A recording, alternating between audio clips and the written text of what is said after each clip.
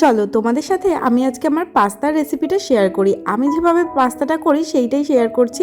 প্রথমেই পাস্তাটাকে আমি সেদ্ধ করে রেখে দিয়েছিলাম, আর তার সাথে লাগছে একটা পেঁয়াজ, যেটাকে আমি এরকম কিউব কিউব করে কেটে নিয়েছিলাম, একটা ডিম সেদ্ধ, একটা কাঁচা লঙ্কা কুচি, আর কয়েক টুকরো রসুন আমি হালকা করে কুচিয়ে নিয়েছিলাম।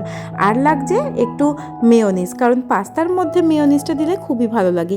তারপর একটা ফ্রাইং প্যান বসিয়ে সেটাকে গরম করে আমি ওই 1 চামচ মতন বাটার দিয়ে দিয়েছি। আর শীতকালে বাটারটা তো জমে পুরো ক্ষীর হয়ে গেছে।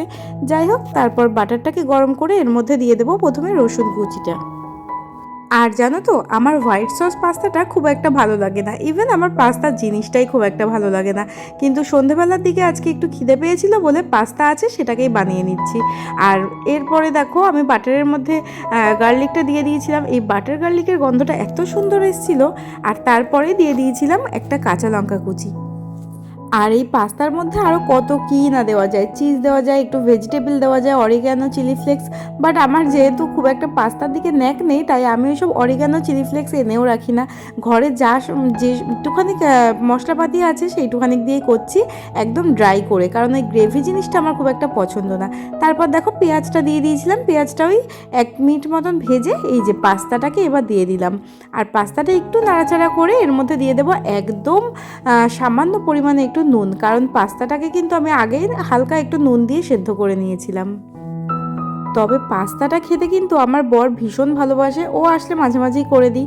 আর এই দেখো এখন দিয়ে দিচ্ছি একটু মেয়োনিজটা আমার বড্ড ভালো লাগে, তো এটা একটু বেশি পরিমাণেই দিয়ে দিচ্ছি, দিয়ে হালকা একটু নাড়িয়ে নেব। ব্যাস, আমার কিন্তু পাস্তাটা হয়ে গেছে মোটামুটি। একটুখানি মেয়োনিজের সাথে ভালো করে নেড়ে চেড়ে দিয়েছি। আর এখন কিন্তু আমার গ্যাসের ফ্লেমটা একদম কমে রয়েছে। একটু পরেই আমি 1 মিনিট মতো নাড়াচাড়া করে কিন্তু গ্যাসের ফ্লেমটা অফ করে দেব। তো এখন দিয়ে দিচ্ছি পাস্তা মশলা, যেটা আমার বর এনে রেখেছে। তবে এই মশলাটা গন্ধটা একদমই আলাদা। এই মশলাটা দেওয়ার পরেই কিন্তু যখন মানে একটু নাড়াচাড়া দিলাম, মনে হলো যেন আমি পাস্তার সব রকম ইনগ্রিডিয়েন্টসই ব্যবহার করেছি, এত সুন্দর একটা গন্ধ বেরোচ্ছিল। যাই হোক, পাস্তাটা খেতেও কিন্তু বেশ ভালোই হয়েছিল।